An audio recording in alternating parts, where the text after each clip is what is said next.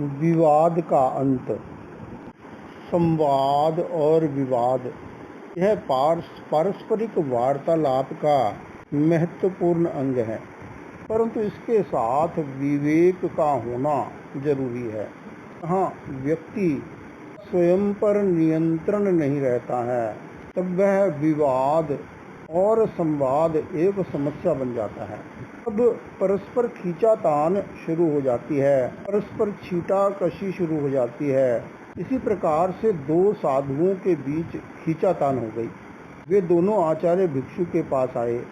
एक ने कहा, गुरुदेव, इसके पात्र से इतनी दूर तक जल की बूंदें गिरती गई थी। दूसरे ने कहा, नहीं, इतनी दूर तक नहीं गिरी। तीसरा कोई साथ में नहीं था। दोनों अपनी अपनी बात पर डटे रहे।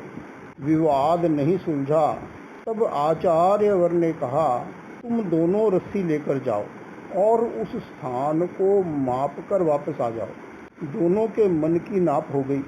पहले ने कहा, हो सकता है मेरे देखने में भूल रह गई हो।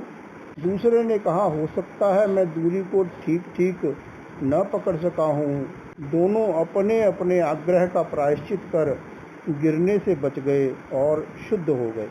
जहाँ आक्षेप लगाने की बात होती है, जहाँ व्यक्ति के भीतर समस्या के समाधान की प्राथमिकता नहीं होती, आक्षेप लगाने की प्राथमिकता होती है, वहाँ इस प्रकार छोटी सी बात भी विवाद का कारण बन जाती है।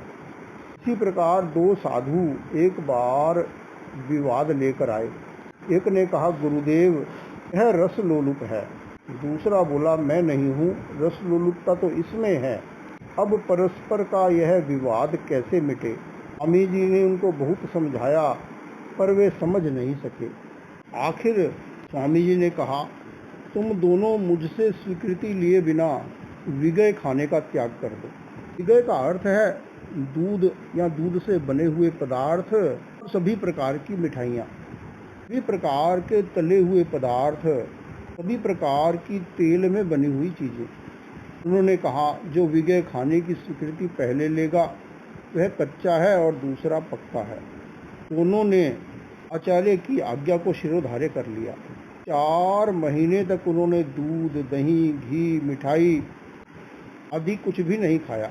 पूरा चातुर्मास व्यतीत हो गया और दोनों में से कोई भी विगय खाने की स्वीकृति लेने के लिए नहीं आया।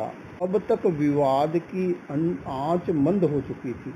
जहाँ आलोचना में, निंदा में सद्भावना नहीं होती है, वहाँ इस प्रकार विवाद उत्पन्न हो जाता है। परस्पर छींटाकशी प्रारंभ हो जाती है और नहीं की यह चर्चा खतरनाक बन जाती है। इसमें व्यक्ति उलझ जाता है।